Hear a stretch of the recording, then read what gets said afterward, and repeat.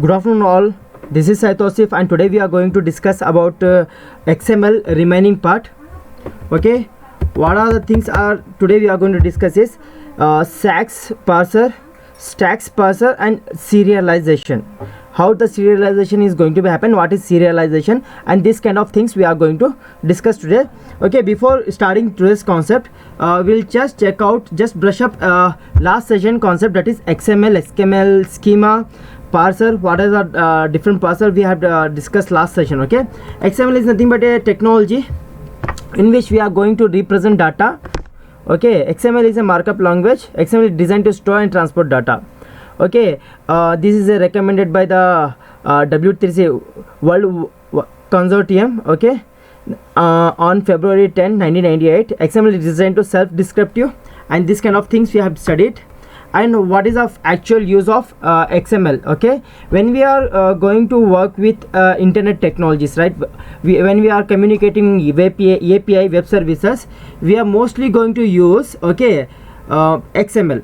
Just check out an example like there is a server, Amazon WM web services. Okay, these are the database, and just think this is a Amazon web services APIs, and are the clients. Okay, example client can be me and you also. Okay, now if we are going to communicate with the web services, we have to work with the web services, and internally web services uses XML or JSON or JSON to transfer or communicate or transfer the data between two endpoints. Example, one computer is one endpoint requesting for some data. The data is stored in the database, but data, whenever any API we are click, it will retrieve the data from the database, and it will again send the data in a XML form to the client. Okay, this is the way our web API and XML are going to work. Okay, is a separation, XML separate data from HTML. It means representation is separated from the data. XML simplifies data sharing, simplifies data transport, simplifies platform exchange. Yeah, we can work with any platform, Android, Windows, Mac OS, or any other platform also. Okay, increase the data availability. XML can be used to create a internal language. Okay, this is one simple example of XML. Okay, starting tag, the actual root tag, and the end of the actual root tag, and subtags. It's a somewhat multi-level of subtags are there, and multiple subtags are there. The same subtags can be repeat. Okay, this is the way we are going to, we have already discussed this one. And DTT, there are two types of schema. This is a schema validate the XML document, whether the XML document, whatever the data we have there here, it is proper or not. Okay, how do we define? In the DTT format is represented this way. On XSD format we are going to represent in this way. We have seen this also. And what are the parcel? Okay, there is one document we want to work with our programming. Okay, so what we will do, we will use some parser, and will retrieve the information from the document, like example file. Okay, txt file or something, or XML file, and we go through the file using the parser, and we create some object. Okay, so in using the objects we can easily work in the programming, like DOM, stacks and stacks are the some parsers we have in last session. In last semester, in DBMS also we have discussed about XPath, XQuery. Yes, just remember and just brush up those things also. Okay, so we have quickly gone through the DOM look like a structure, a tree structure format, and these are the some documents functionality is going to work. Okay, we'll just check out one simple example for DOM. Okay, we have already lab program 12 related to DOM only. This is a XML file. Okay, that also we have seen already. We have modified XML file last time. Okay, this is the way we are going to work with. We will get, first we will import the what are the library required, and then we are going to take a file as an input, and we'll going to create a build factory for the document and document builder. And once we have got the document builder, right, using the document builder we use this our input file, and we will put into that one, and we'll get the root element. Here we are getting the root element, element and root element, and one by one we get all the child nodes, and for the each and every child nodes we are going to get the values. Okay, if we run this one, okay, you can check out here. We got the information of the employees in the forward order and as well as the reverse order. This is a ascending order, this is a descending order. Okay, so in this one you can check out the one thing is we are manually going to access the node and we are going to display, means we have a full-fledged of control to move from one node to another node. So we can do forward track as well as back track also we can move. Okay, in this one. Now another technology called, okay, SACS, it is going to work. Okay, a SACS is nothing but a event driven API. Okay, simple API for XML. In this one, how it will work, whenever we load any XML file, right, to our SACS parser, so for each and every element, example root element will be there. Okay, whenever it is opening the document, that is one event, fetching the root element, that is one event, and getting another sub element, getting one event, there will be one event which is going to be happen. And finally whenever we receive any string text, okay, that time also it will invoke one event. Okay, based on the event we can collect the information, and after collecting the information, okay, we can work with the object. So whenever we are using a XML file, we will load to the SACS parcel. For each and every elements there is a event. Okay, example start document event. Whenever we load the document, this event is going to be occur. Okay, another, whenever we are it is start reading the elements, this event is occur. After reading the elements, if any text is find out, okay, it will invoke this characters event. If a element is read completely, then it will make a end element, and whenever document is closed, okay, it will make a end document event.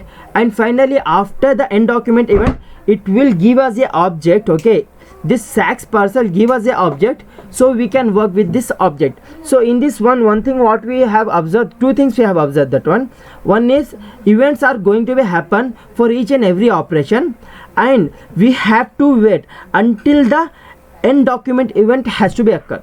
Okay, meanwhile that one, the SACS parcel will keep on doing the, means keep on reading the XML and completely do the performance whatever the activity is done, and finally it will return to the our control. Okay, this is one thing.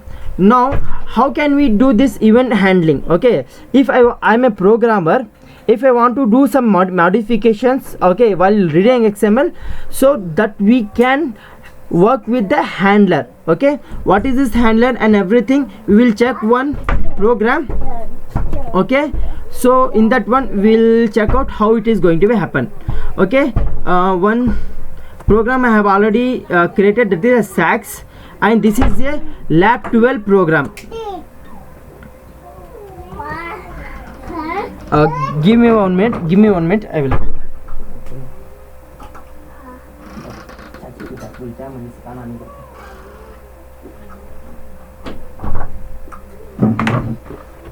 Okay, thank you. So first of all, what we will discuss here, one bean concept will discuss. Okay, what is bean class? Java beans we call. Okay, what is the use of bean class is, this is mostly used for serialization and deserialization, and if you are working with any networking concept, okay, RMI, okay, those kind of things, if you are working, these Java beans are going to be work. Okay, before instead of that theory, I would like to give that one. A beans class will have a private properties and getter and setter methods. Okay, private properties, example ID, and this is a get ID and set ID to get the value of the ID, to set the value of the ID. In this one, each and every property will have a getter and setter, and if optionally we can have a toString also, a overridden method. Okay, after this one we can use this class to perform the XML parsing, XML deparsing or serialization. This kind of functionality if you want to perform, we are going to use this one. So whenever we invoke any operation, automatically a object is bean object is going to be created without using constructor also. Okay, we'll check one by one how it is going to be happen. Okay, so I told you we have to work with handler, right?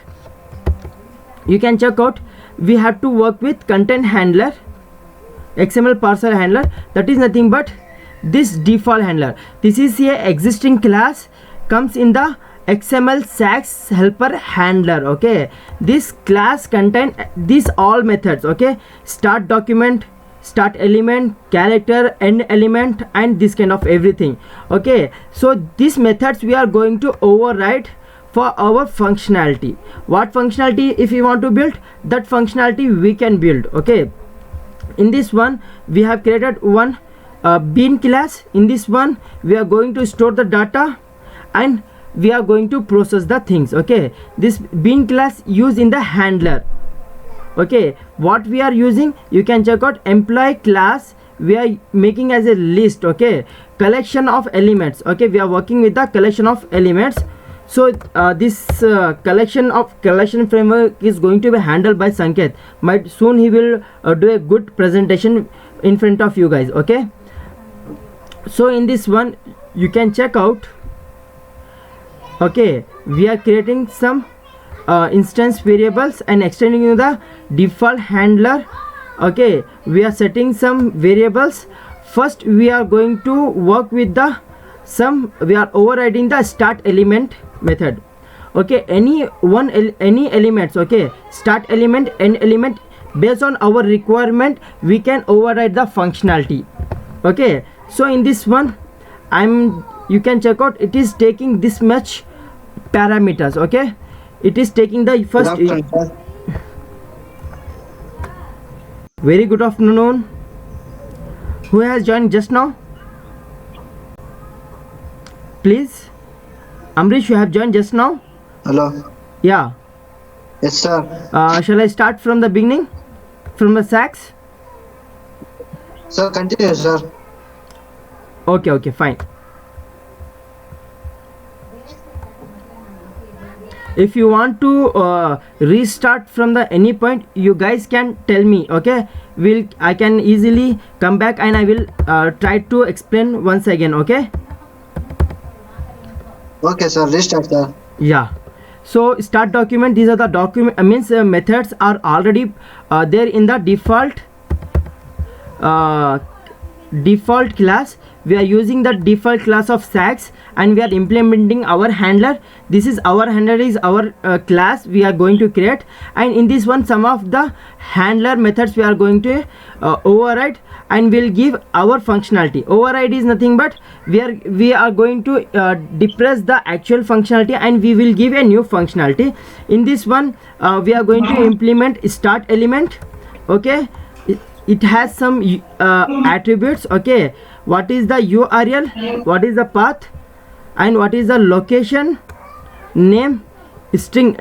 Okay, that queue name and attributes, what are the element attributes are there. This is a element name. Okay, so in this one you can check out, we are checking whether this is a parent element. Okay, if it is a parent element, what we are going to create, we are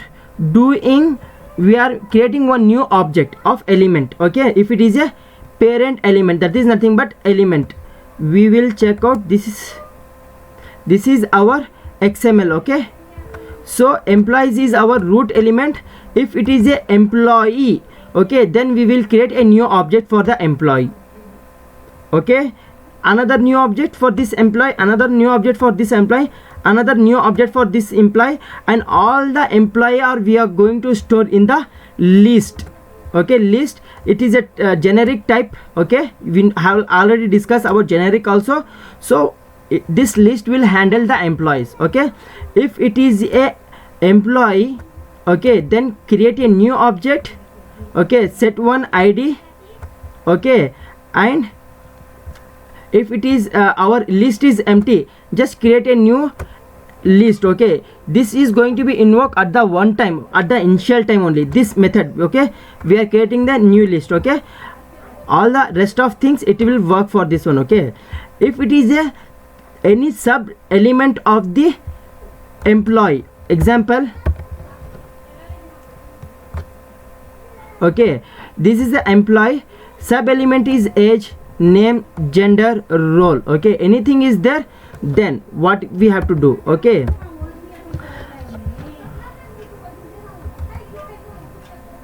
okay, you can check off it is a name, age, gender. Okay, just we are making one boolean true. Why we are boolean making some boolean true, we will get to know. Okay, every boolean will be false, only one boolean is going to be activate on at a one time. This is called this mechanism called flagging mechanism. Okay, okay, and element, we are just adding the element to the employee list. Okay, employee list is there, right? Our new object, what we have created a new object here, right? We are adding that to the employee list. Okay, these are the characters. Okay, whenever this string is read, okay, we encounter a element age, and that time, okay, this element going to be start. Okay, if it is a age, okay, age, then boolean age is going to be true. Okay, whenever within this age, okay, this text is going to be read, right, then it will invoke this character method, because boolean age is true. Now it is going to be set the age only, and boolean age it will make false. So setting the age for the current object it is done, and just make the false means the age functionality is done. Okay, another time it will read name. Okay, so it will start the element and it will check it is a name. Yes, it is a name. It will make the name true, and when it will read the text, right, okay, it will trigger the again this method, and this time it will check whether b age is true, b name is true, b role is true, b gender is true. But now the b name is true, so for the current object it will set the name. Okay, and it will make the b name is false. This functionality happens for gender, happens for role. Okay, when it will reaches to the end of this tag, okay, it will call this method, end element method it will call. Okay, end method it will call, and this current object is gone to the list. Okay, so what happens here, the first element is gone to the object. Now it will start from the second element, second. So again it will read this first point. Okay, read this one, and it will go to this one. Okay, it will check whether this tag is employee. Yes, it tag is employee. Again it will create a new object, and it will get the id. Okay, what id? Attribute id. And now the employee list is not empty, it is already object, and it has one element also, so this functionality is not going to be happen. And then again it will start reading the sub elements, age, name, and this kind of thing, and one by one it is going to set. When it will receive this end tag for this one,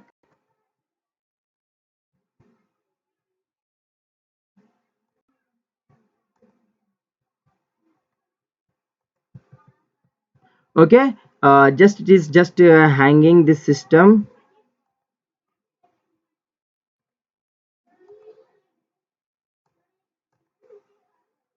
Okay, because I'm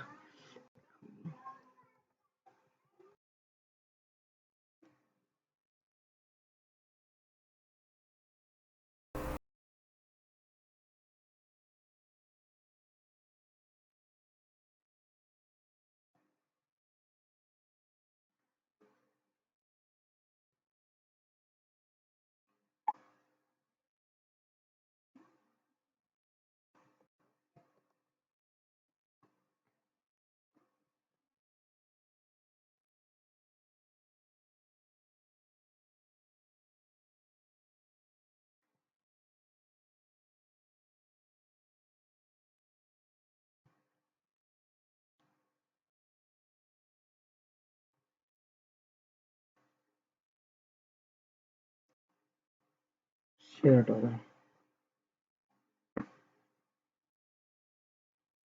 What is this of?